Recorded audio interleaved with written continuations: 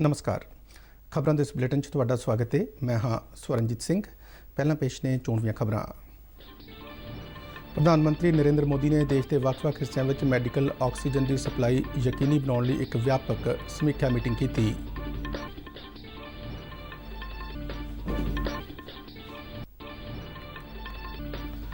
केंद्र सरकार वालों मई और जून महीनों दौरान कोवैक्सीन के उत्पादन को दुगना किया जाएगा।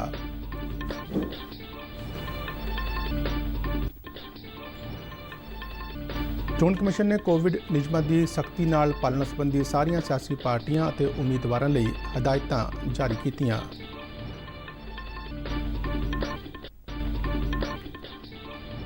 विदेश मंत्री डॉक्टर एस जयशंकर ने कहा कि अफगानिस्तान के हितों की राखी लिए भारत निरंतर यत्नशील रहेगा।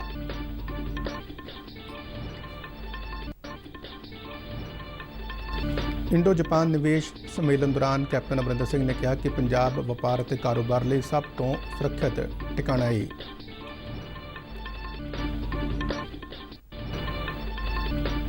कोविड-19 महामारी के मद्देनज़र CISCE ने 10वीं और 12वीं जमातियां परीक्षावां मुलतवी कीतियां।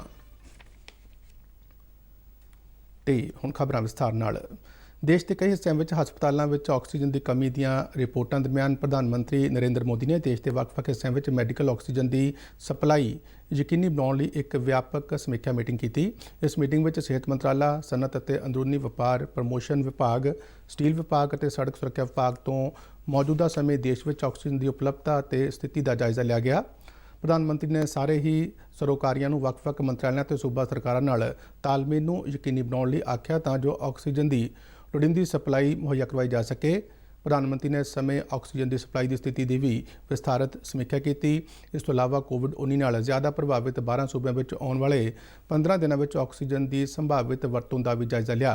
इस समय महाराष्ट्र, मध्य प्रदेश, गुजरात, उत्तर प्रदेश, दिल्ली, छत्तीसगढ़, कर्नाटक, केरल, तमिलनाडु, पंजाब, हरियाणा और राजस्थान कोरोना नाल ज़्यादा प्रभावित सूबों में शामिल ने।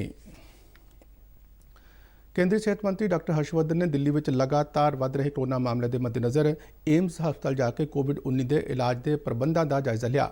एम्स में पत्रकारों नाल गलबात करदे डॉक्टर हर्षवर्धन ने कहा कि एम्स दौरे का उन्होंने मकसद इत्थे स्थिति का जायजा लेना सी ते इस गल की समीक्षा करना सी कि इस हस्पताल में किन्ने बैड वधाए जा सकते हैं।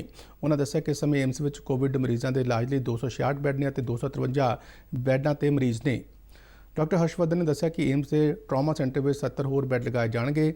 सेहत मंत्री ने कहा कि एम्स के झज्जर कैंपस में भी 100 होर बैड लगाए जाने ने। इस समय एम्स झज्जर में 500 बैड मौजूद ने, जिन्होंने 409 बैडों पर मरीज ने। डॉक्टर हर्षवर्धन ने दस्सिया कि सारिया ही एम्स संस्थावां की वर्चुअल मीटिंग आउंदे सोमवार होगी, जिस दौरान कोविड के टाके लिए सहूलतों में वाधा किए जाने बारे चर्चा की जाएगी। एक सवाल के जवाब में डॉक्टर हर्षवर्धन ने कहा कि रेमडेसिविर टीके का उत्पादन करने वाली कंपनियों को उत्पादन में होर वाधा करने लिए आख्या गया है। उन्होंने रेमडेसिविर टीके की कालाबाजारी करने या होर तरह के गलत ढंग तरीके अपनाने वालों सख्त कार्रवाई की चेतावनी दी। के बारे में स्वयं हमने भी, हमारे मंत्रालय ने भी, और जो हमारा डिपार्टमेंट ऑफ फार्मास्यूटिकल्स है उसमें हमारे जो सहयोगी मंत्री हैं मंडाविया जी, उन्होंने भी एक तरफ तो उन सब कंपनियों के साथ मीटिंग की है बहुत विस्तार से जो रेमडेसिविर का प्रोडक्शन करती हैं, उनको अपनी प्रोडक्शन कैपेसिटीज़ को एनहेंस करने के लिए कहा गया है और उन्होंने उस दिशा में बहुत तेज़ी से काम शुरू किया है। दूसरी तरफ भारत सरकार के ड्रग कंट्रोलर के माध्यम से सारे देश के स्टेट ड्रग कंट्रोलर्स को सख्त इंस्ट्रक्शन की गई है कि रेमडेसिविर के संदर्भ में किसी भी प्रकार की कोई अगर होर्डिंग कर रहा है या कोई भी ब्लैक मार्केटिंग कर रहा है, काला बाजारी कर रहा है, पेशेंट को एक्सप्लॉइट कर रहा है, तो उसके खिलाफ जितनी भी सख्त से सख्त सज़ा है वो उसको देनी चाहिए। सरकार वालों मई और जून महीने दौरान कोविड के टीके कोवैक्सीन के उत्पादन को दुगना करने का फैसला किया गया है। सेहत मंत्रालय वालों दी गई जानकारी मुताबक जुलाई और अगस्त महीने दौरान कोवैक्सीन के उत्पादन में 6 तो 7 गुणा वाधा किया जाएगा। ਜਾਣਕਾਰੀ ਮੁਤਾਬਕ ਮੌਜੂਦਾ ਸਮੇਂ ਵੈਕਸੀਨ ਦਾ ਪ੍ਰਤੀ ਮਹੀਨਾ ਉਤਪਾਦਨ 1 ਕਰੋੜ ਟੀਕਿਆਂ ਦੇ ਲਗਭਗ ਹੈ, ਜਿਸ ਨੂੰ ਵਧਾਉਣ ਲਈ ਲਗਾਤਾਰ ਯਤਨ ਕੀਤੇ ਜਾ ਰਹੇ ਨੇ। ਕੇਂਦਰ ਸਰਕਾਰ ਵੱਲੋਂ ਸਵਦੇਸ਼ੀ ਕੋਵਿਡ ਟੀਕੇ ਦੇ ਉਤਪਾਦਨ ਅਤੇ ਵਿਕਾਸ ਨੂੰ ਰਫ਼ਤਾਰ ਦੇਣ ਲਈ ਆਤਮ ਨਿਰਭਰ ਭਾਰਤ ਮਿਸ਼ਨ ਤਹਿਤ ਕੋਵਿਡ ਸੁਰੱਖਿਆ ਮੁਹਿੰਮ ਦਾ ਐਲਾਨ ਕੀਤਾ ਗਿਆ ਹੈ, ਜਿਸ ਨੂੰ ਕੇਂਦਰ ਦੇ ਬਾਇਓਟੈਕਨੋਲੋਜੀ ਵਿਭਾਗ ਵੱਲੋਂ ਅਮਲੀ ਰੂਪ ਦਿੱਤਾ ਜਾ ਰਿਹਾ ਹੈ। ਕੇਂਦਰ ਸਰਕਾਰ ਵੱਲੋਂ ਇਸ ਮਿਸ਼ਨ ਤਹਿਤ ਵਿਭਾਗ ਨੂੰ ਵੈਕਸੀਨ ਦੇ ਨਿਰਮਾਣ ਨੂੰ ਸੁਵਿਧਾ ਨੂੰ ਬਿਹਤਰ ਬਣਾਉਣ ਅਤੇ ਉਤਪਾਦਨ ਸਮਰੱਥਾ ਵਿੱਚ ਵਾਧੇ ਲਈ ਢੁਕਵੀਂ ਵਿੱਤੀ ਸਹਾਇਤਾ ਉਪਲਬਧ ਕਰਵਾਈ ਜਾ ਰਹੀ ਹੈ। ਵੈਕਸੀਨ ਦੇ ਉਤਪਾਦਨ ਨੂੰ ਲੈ ਕੇ ਕਈ ਅੰਤਰ ਮੰਤਰਾਲਾ ਟੀਮਾਂ ਵੱਲੋਂ ਦੇਸ਼ ਵਿਚਲੇ ਵੈਕਸੀਨ ਉਤਪਾਦਨ ਕੇਂਦਰਾਂ ਦਾ ਦੌਰਾ ਵੀ ਕੀਤਾ ਗਿਆ ਹੈ ਅਤੇ ਨਾਲ ਹੀ ਵੈਕਸੀਨ ਉਤਪਾਦਨ ਵਿੱਚ ਵਾਧੇ ਲਈ ਢੁਕਵੇਂ ਸੁਝਾਅ ਦਿੱਤੇ ਗਏ ਨੇ। ਪੱਛਮੀ ਬੰਗਾਲ ਵਿੱਚ 5ਵੇਂ ਗੇੜ ਦੀਆਂ ਵਿਧਾਨ ਸਭਾ ਚੋਣਾਂ ਲਈ ਅੱਜ ਵੋਟਾਂ ਪਾਈਆਂ ਜਾ ਰਹੀਆਂ ਨੇ। ਇਸ ਗੇੜ ਤਹਿਤ ਸੂਬੇ ਦੀਆਂ 45 ਸੀਟਾਂ ਤੇ ਸਵੇਰੇ 7 ਵਜੇ ਤੋਂ ਸ਼ਾਮ 6:30 ਵਜੇ ਤੱਕ ਵੋਟਾਂ ਪਾਈਆਂ ਜਾਣਗੀਆਂ। ਚੋਣ ਕਮਿਸ਼ਨ ਵੱਲੋਂ ਨਿਰਪੱਖ ਤੇ ਪਾਰਦਰਸ਼ੀ ਢੰਗ ਨਾਲ ਵੋਟਾਂ ਦੇ ਅਮਲ ਨੂੰ ਪੂਰਾ ਕਰਨ ਲਈ ਪੁਖਤਾ ਬੰਦੋਬਸਤ ਕੀਤੇ ਗਏ ਨੇ।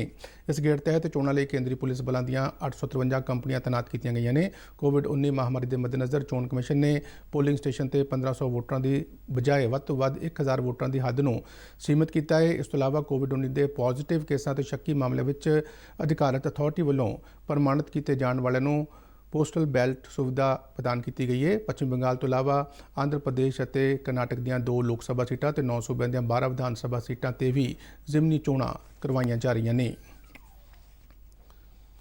ਚੋਣ ਕਮਿਸ਼ਨ ਨੇ ਸਾਰੀਆਂ ਸਿਆਸੀ ਪਾਰਟੀਆਂ ਤੇ ਉਮੀਦਵਾਰਾਂ ਨੂੰ ਚੋਣ ਮੁਹਿੰਮ ਦੌਰਾਨ ਕੋਵਿਡ ਨਿਯਮਾਂ ਦੀ ਸਖਤੀ ਨਾਲ ਪਾਲਣਾ ਕਰਨ ਦੀ ਹਦਾਇਤ ਕੀਤੀ ਹੈ। ਚੋਣ ਕਮਿਸ਼ਨ ਵੱਲੋਂ ਸਾਰੀਆਂ ਸਿਆਸੀ ਪਾਰਟੀਆਂ ਨੂੰ ਭੇਜੀਆਂ ਗਈਆਂ ਚਿੱਠੀਆਂ ਵਿੱਚ ਕਿਹਾ ਗਿਆ ਕਿ ਨਿਯਮਾਂ ਦੀ ਅਣਦੇਖੀ ਕਰਨ ਵਾਲਿਆਂ ਖਿਲਾਫ ਸਖਤੀ ਵਰਤੀ ਜਾਵੇਗੀ ਅਤੇ ਕਾਨੂੰਨੀ ਕਾਰਵਾਈ ਵੀ ਕੀਤੀ ਜਾ ਸਕਦੀ ਹੈ। ਕਮਿਸ਼ਨ ਮੁਤਾਬਕ ਜਨਤਕ ਮੀਟਿੰਗਾਂ ਤੇ ਚੋਣ ਰੈਲੀਆਂ ਕਰਵਾਉਣ ਵਾਲੇ ਪ੍ਰਬੰਧਕਾਂ ਦੀ ਜ਼ਿੰਮੇਵਾਰੀ ਹੋਵੇਗੀ ਕਿ ਮੀਟਿੰਗਾਂ ਵਿੱਚ ਸ਼ਾਮਲ ਹੋ ਰਹੇ ਹਰੇਕ ਵਿਅਕਤੀ ਨੂੰ ਨਿਰਧਾਰਿਤ ਖਰਚੇ ਦੇ ਅੰਦਰ ਮਾਸਕ ਅਤੇ ਸੈਨੀਟਾਈਜ਼ਰ ਉਪਲਬਧ ਕਰਵਾਏ ਜਾਣ। ਇਸ ਤੋਂ ਇਲਾਵਾ ਪ੍ਰੋਗਰਾਮ ਪ੍ਰਬੰਧਕ ਹੀ ਮਾਸਕ ਦੀ ਸਹੀ ਵਰਤੋਂ ਅਤੇ ਘੱਟੋ-ਘੱਟ ਸਰੀਰਕ ਦੂਰੀ ਦੇ ਨਿਯਮਾਂ ਨੂੰ ਯਕੀਨੀ ਬਣਾਉਣ ਲਈ ਜ਼ਿੰਮੇਵਾਰ ਹੋਣਗੇ। ਕਮਿਸ਼ਨ ਨੇ ਕਿਹਾ ਕਿ ਸਟਾਰ ਪ੍ਰਚਾਰਕਾਂ, ਸਿਆਸੀ ਲੀਡਰਾਂ ਤੇ ਉਮੀਦਵਾਰਾਂ ਨੂੰ ਚੋਣ ਰੈਲੀਆਂ ਅਤੇ ਮੀਟਿੰਗਾਂ ਦੌਰਾਨ ਮਾਸਕ ਅਤੇ ਸੈਨੀਟਾਈਜ਼ਰ ਦੀ ਵਰਤੋਂ ਕਰਦਿਆਂ ਸਮਾਜਿਕ ਦੂਰੀ ਦੇ ਨਿਯਮਾਂ ਨੂੰ ਅਪਣਾ ਕੇ ਲੋਕਾਂ ਅੱਗੇ ਮਿਸਾਲ ਪੇਸ਼ ਕਰਨੀ ਚਾਹੀਦੀ ਹੈ ਅਤੇ ਜਿੱਥੇ ਵੀ ਕੋਵਿਡ ਨਿਯਮਾਂ ਦੀ ਉਲੰਘਣਾ ਕੀਤੀ ਜਾਣ ਦੀ ਸੰਭਾਵਨਾ ਹੈ, ਅਜਿਹੇ ਪ੍ਰੋਗਰਾਮਾਂ ਵਿੱਚ ਉਹਨਾਂ ਨੂੰ ਸ਼ਿਰਕਤ ਕਰਨ ਤੋਂ ਗੁਰੇਜ਼ ਕਰਨਾ ਚਾਹੀਦਾ ਹੈ। ਚੋਣ ਕਮਿਸ਼ਨ ਵੱਲੋਂ ਲਿਖੀ ਗਈ ਚਿੱਠੀ ਮੁਤਾਬਕ ਜ਼ਿਲ੍ਹਾ ਚੋਣ ਅਧਿਕਾਰੀ ਅਤੇ ਰਿਟਰਨਿੰਗ ਅਫਸਰ ਚੋਣ ਮੁਹਿੰਮ ਦੌਰਾਨ ਕੋਵਿਡ ਨਿਯਮਾਂ ਦੀ ਸਖਤੀ ਨਾਲ ਪਾਲਣਾ ਨੂੰ ਯਕੀਨੀ ਬਣਾਉਣਗੇ। ਇਸ ਤੋਂ ਇਲਾਵਾ ਵਿਸ਼ੇਸ਼ ਜਨਰਲ ਪੁਲਿਸ ਅਤੇ ਖਰਚਾ ਨਿਗਰਾਨੀ ਅਬਜ਼ਰਵਰ ਵੀ ਚੋਣ ਮੁਹਿੰਮ ਦੌਰਾਨ ਕੋਵਿਡ ਨਿਯਮਾਂ ਦੀ ਪਾਲਣਾ ਦੀ ਨਿਗਰਾਨੀ ਕਰਨਗੇ। ਕਮਿਸ਼ਨ ਵੱਲੋਂ ਪੱਛਮੀ ਬੰਗਾਲ ਵਿੱਚ ਬਾਕੀ ਰਹਿੰਦੇ 3 ਗੇੜਾਂ ਲਈ ਵਿਧਾਨ ਸਭਾ ਚੋਣਾਂ ਦੌਰਾਨ ਕੋਵਿਡ ਨਿਯਮਾਂ ਦੀ ਪਾਲਣਾ ਵਿੱਚ ਸਖਤੀ ਵਰਤਣ ਲਈ ਸੂਬੇ ਦੇ ਮੁੱਖ ਸਕੱਤਰ, ਮੁੱਖ ਚੋਣ ਅਧਿਕਾਰੀ ਅਤੇ ਜ਼ਿਲ੍ਹਾ ਚੋਣ ਅਧਿਕਾਰੀਆਂ ਨੂੰ ਵਿਸ਼ੇਸ਼ ਹਦਾਇਤਾਂ ਕੀਤੀਆਂ ਗਈਆਂ ਨੇ। ਭਾਰਤੀ ਹਵਾਈ ਫੌਜ ਦੇ ਕਮਾਂਡਰ ਦੀ 3 ਦਿਨਾਂ ਕਾਨਫਰੰਸ ਕੱਲ੍ਹ ਨਵੀਂ ਦਿੱਲੀ ਵਿੱਚ ਸਮਾਪਤ ਹੋਈ। ਕਾਨਫਰੰਸ ਦੀ ਸਮਾਪਤੀ ਤੇ ਰੱਖਿਆ ਮੰਤਰੀ ਰਾਜਨਾਥ ਸਿੰਘ ਨੇ ਭਾਰਤੀ ਹਵਾਈ ਫੌਜ ਦੇ ਅਧਿਕਾਰੀਆਂ ਨੂੰ ਸੰਬੋਧਨ ਕੀਤਾ। ਇਸ ਕਾਨਫਰੰਸ ਦੌਰਾਨ ਭਾਰਤੀ ਹਵਾਈ ਫੌਜ ਦੀਆਂ ਸਮਰੱਥਾਵਾਂ ਨੂੰ ਵਧਾਉਣ ਦੇ ਢੰਗ ਤਰੀਕੇ ਲੱਭਣ ਤੇ ਵਿਸਤਾਰ ਸਹਿਤ ਵਿਚਾਰ ਵਟਾਂਦਰੇ ਕੀਤੇ ਗਏ ਤੇ ਫੌਜ ਦੀਆਂ 7 ਕਮਾਂਡਾਂ ਦੇ ਕਮਾਂਡਿੰਗ ਇਨ ਚੀਫ ਵੱਲੋਂ ਭਾਗ ਲਿਆ ਗਿਆ। ਇਸ ਤੋਂ ਇਲਾਵਾ ਚੀਫ ਆਫ ਡਿਫੈਂਸ ਸਟਾਫ, ਨੌ ਸੈਨਾ ਮੁਖੀ ਤੇ ਫੌਜ ਮੁਖੀ ਵੱਲੋਂ ਵੀ ਕਾਨਫਰੰਸ ਨੂੰ ਸੰਬੋਧਨ ਕੀਤਾ ਗਿਆ ਤੇ ਨਾਲ ਹੀ ਹਵਾਈ ਫੌਜ ਦੇ ਕਮਾਂਡਰਾਂ ਨਾਲ ਵੱਖ-ਵੱਖ ਪਹਿਲੂਆਂ ਤੇ ਗੱਲਬਾਤ ਕੀਤੀ ਗਈ। ਵਿਦੇਸ਼ ਮੰਤਰੀ ਡਾਕਟਰ ਐਸ ਜੈਸ਼ੰਕਰ ਨੇ ਕਿਹਾ ਕਿ ਭਾਰਤ ਅਫਗਾਨਿਸਤਾਨ ਦੇ ਹਿੱਤਾਂ ਦੀ ਰਾਖੀ ਲਈ ਹਰ ਸੰਭਵ ਯਤਨ ਕਰੇਗਾ। ਅਫਗਾਨਿਸਤਾਨ ਵਿੱਚ ਸ਼ਾਂਤੀ ਦੀ ਸਥਾਪਤੀ ਲਈ ਜੰਕਸ਼ਨ ਕਾਬੁਲ ਤਹਿਤ ਰਾਇਸੀਨਾ ਡਾਇਲਾਗ 2021 ਨੂੰ ਸੰਬੋਧਨ ਕਰਦਿਆਂ ਵਿਦੇਸ਼ ਮੰਤਰੀ ਨੇ ਕਿਹਾ ਕਿ ਭਾਰਤ ਅਫਗਾਨਿਸਤਾਨ ਵਿੱਚ ਸ਼ਾਂਤੀ ਦੀ ਸਥਾਪਤੀ ਅਤੇ ਖਿੱਤੇ ਦੇ ਵਿਕਾਸ ਲਈ ਪਹਿਲਾਂ ਤੋਂ ਹੀ ਯਤਨਸ਼ੀਲ ਰਿਹਾ ਹੈ। ਅਫਗਾਨਿਸਤਾਨ ਸਰਕਾਰ ਅਤੇ ਤਾਲਿਬਾਨ ਵਿਚਾਲੇ ਸ਼ਾਂਤੀ ਵਾਰਤਾ ਦਾ ਜ਼ਿਕਰ ਕਰਦਿਆਂ ਉਹਨਾਂ ਕਿਹਾ ਕਿ ਇਸ ਤਰ੍ਹਾਂ ਦੀਆਂ ਪਹਿਲਕਦਮੀਆਂ ਦੀ ਨੁਮਾਇੰਦਗੀ ਅਫਗਾਨ ਲੋਕਾਂ ਨੂੰ ਕਰਨੀ ਚਾਹੀਦੀ ਹੈ, ਜਿਸ ਦੇ ਨਤੀਜੇ ਸਮੁੱਚੇ ਤੌਰ ਤੇ ਉੱਥੋਂ ਦੇ ਲੋਕਾਂ ਦੇ ਹਿੱਤਾਂ ਲਈ ਹੋਣਗੇ। ਡਾਕਟਰ ਜੈਸ਼ੰਕਰ ਨੇ ਕਿਹਾ ਕਿ ਅਫਗਾਨਿਸਤਾਨ ਨੂੰ ਦੋਹਰੀ ਸ਼ਾਂਤੀ ਦੀ ਲੋੜ ਹੈ। ਇਸ ਤੋਂ ਭਾਵ ਦੇਸ਼ ਦੇ ਅੰਦਰ ਅਤੇ ਬਾਹਰ ਸ਼ਾਂਤੀ ਦਾ ਮਾਹੌਲ ਹੋਣਾ ਚਾਹੀਦਾ ਹੈ। ਡਾਕਟਰ ਜੈਸ਼ੰਕਰ ਨੇ ਸਾਲ 2001 ਤੋਂ ਅਫਗਾਨਿਸਤਾਨ ਵਿੱਚ ਹੋਏ ਵਿਕਾਸ ਦਾ ਜ਼ਿਕਰ ਕਰਦਿਆਂ ਇਸ ਦੇ ਸਾਰੇ ਭਾਗੀਦਾਰਾਂ ਦੀ ਸ਼ਲਾਘਾ ਕੀਤੀ। The neighbors of Afghanistan unfortunately have very often played a very negative role. So, which is the point therefore I had made in Dushanbe, that Afghanistan needs a double peace. It needs a peace within, it needs a peace around. ਇਸ dialog ਦੌਰਾਨ ਅਫਗਾਨਿਸਤਾਨ ਦੇ ਕੌਮੀ ਸੁਰੱਖਿਆ ਸਲਾਹਕਾਰ ਹਮਦੁੱਲਾ ਮੁਹੀਬ ਨੇ ਕਿਹਾ ਕਿ ਅਮਰੀਕੀ ਸਰਕਾਰ ਵੱਲੋਂ ਅਫਗਾਨਿਸਤਾਨ ਵਿੱਚ ਸਤੰਬਰ ਮਹੀਨੇ ਤੱਕ ਫੌਜਾਂ ਦੀ ਵਾਪਸੀ ਦੀ ਨਵੀਂ ਯੋਜਨਾ ਦੇ ਅਫਗਾਨੀਆਂ ਨੂੰ ਦੇਸ਼ ਵਿੱਚ ਸੁਰੱਖਿਆ ਸਥਿਤੀ ਤੇ ਨਿਯੰਤਰਣ ਕੰਮ ਦਾ ਇੱਕ ਵੱਡਾ ਮੌਕਾ ਪ੍ਰਦਾਨ ਕੀਤਾ ਹੈ। ਇਸ ਦੌਰਾਨ ਈਰਾਨ ਦੇ ਵਿਦੇਸ਼ ਮੰਤਰੀ ਜਵਾਦ ਜ਼ਰੀਫ ਨੇ ਵੀ ਇਸ ਸਾਂਝੇ ਸੈਸ਼ਨ ਨੂੰ ਸੰਬੋਧਨ ਕੀਤਾ।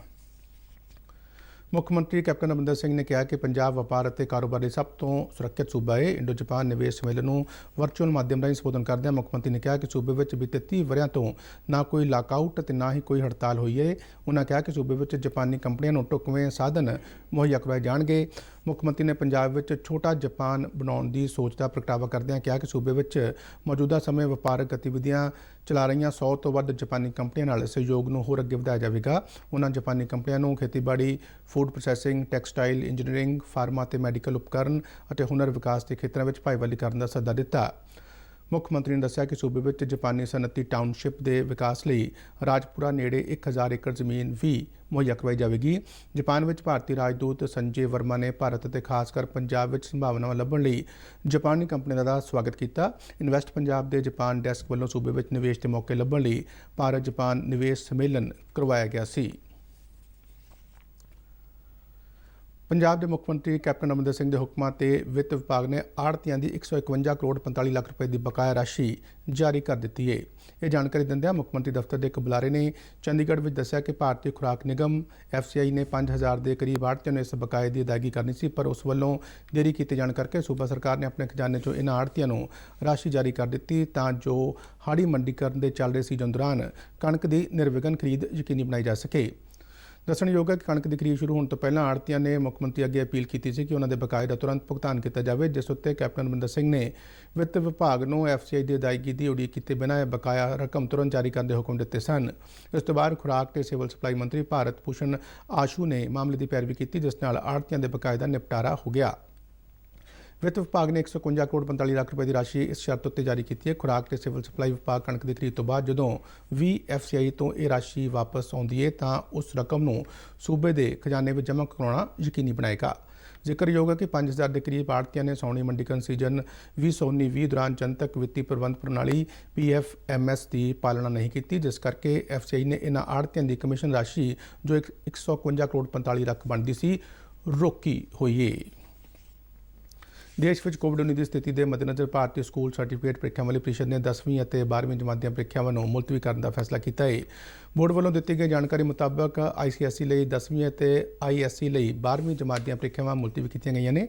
ਬੋਰਡ ਨੇ ਬਿਆਨ ਜਾਰੀ ਕਰਦਿਆਂ ਇਹ ਵੀ ਕਿਹਾ ਕਿ ਇਹਨਾਂ ਜਮਾਤਾਂ ਦੀਆਂ ਪ੍ਰੀਖਿਆਵਾਂ ਦੀ ਨਵੀਂ ਸਮਾਂ ਸਾਰਣੀ ਇਸੇ ਵਰ੍ਹੇ ਜੂਨ ਮਹੀਨੇ ਦੇ ਪਹਿਲੇ ਹਫ਼ਤੇ ਬੋਰਡ ਵੱਲੋਂ ਸਮੀਖਿਆ ਮੀਟਿੰਗ ਤੋਂ ਬਾਅਦ ਜਾਰੀ ਕੀਤੀ ਜਾਵੇਗੀ। ਇਸ ਤੋਂ ਪਹਿਲਾਂ CBSE ਵੱਲੋਂ ਵੀ 10ਵੀਂ ਜਮਾਤ ਦੀਆਂ ਪ੍ਰੀਖਿਆਵਾਂ ਰੱਦ ਕੀਤੀਆਂ ਗਈਆਂ ਨੇ ਅਤੇ 12ਵੀਂ ਜਮਾਤ ਦੇ ਇਮਤਿਹਾਨਾਂ ਨੂੰ ਮੁਲਤਵੀ ਕੀਤਾ ਗਿਆ ਹੈ।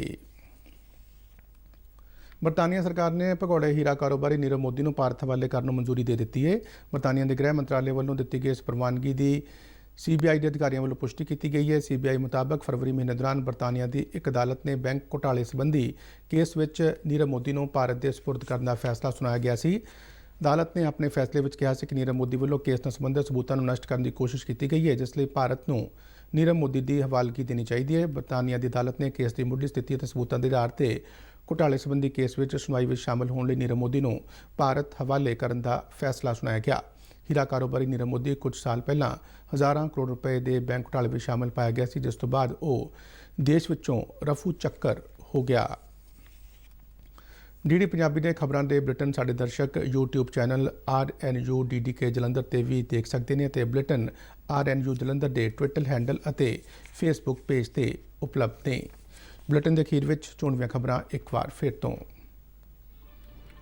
ਪ੍ਰਧਾਨ ਮੰਤਰੀ ਨਰਿੰਦਰ ਮੋਦੀ ਨੇ ਦੇਸ਼ ਦੇ ਵੱਖ-ਵੱਖ ਹਿੱਸਿਆਂ ਵਿੱਚ ਮੈਡੀਕਲ ਆਕਸੀਜਨ ਦੀ ਸਪਲਾਈ ਯਕੀਨੀ ਬਣਾਉਣ ਲਈ ਇੱਕ ਵਿਆਪਕ ਸਮੀਖਿਆ ਮੀਟਿੰਗ ਕੀਤੀ।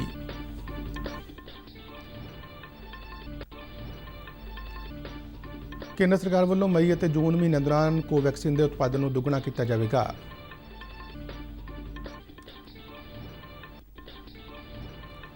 ਚੋਣ ਕਮਿਸ਼ਨ ਨੇ ਕੋਵਿਡ ਨਿਯਮਾਂ ਦੀ ਸਖਤੀ ਨਾਲ ਪਾਲਣਾ ਸੰਬੰਧੀ ਸਾਰੀਆਂ ਸਿਆਸੀ ਪਾਰਟੀਆਂ ਤੇ ਉਮੀਦਵਾਰਾਂ ਲਈ ਹਦਾਇਤਾਂ ਜਾਰੀ ਕੀਤੀਆਂ।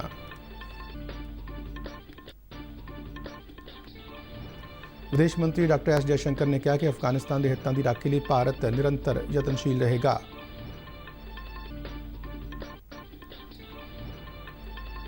ਇੰਡੋ ਜਾਪਾਨ ਨਿਵੇਸ਼ ਸੰਮੇਲਨ ਦੌਰਾਨ ਕੈਪਟਨ ਅਮਰਿੰਦਰ ਸਿੰਘ ਨੇ ਕਿਹਾ ਕਿ ਪੰਜਾਬ ਵਪਾਰ ਅਤੇ ਕਾਰੋਬਾਰ ਲਈ ਸਭ ਤੋਂ ਸੁਰੱਖਿਅਤ ਟਿਕਾਣਾ ਹੈ। ਕੋਵਿਡ-19 ਮਹਾਮਾਰੀ ਦੇ ਮੱਦੇਨਜ਼ਰ CISE ਨੇ 10ਵੀਂ ਅਤੇ 12ਵੀਂ ਜਮਾਤ ਦੀਆਂ ਪ੍ਰੀਖਿਆਵਾਂ ਮੁਲਤਵੀ ਕੀਤੀਆਂ। ਇਸ ਦੇ ਨਾਲ ਹੀ ਖਬਰਾਂ ਦਾ ਇਹ ਬੁਲੇਟਿਨ ਖਤਮ ਹੁੰਦਾ ਹੈ। ਆਗਿਆ ਦਿਓ। ਧੰਨਵਾਦ।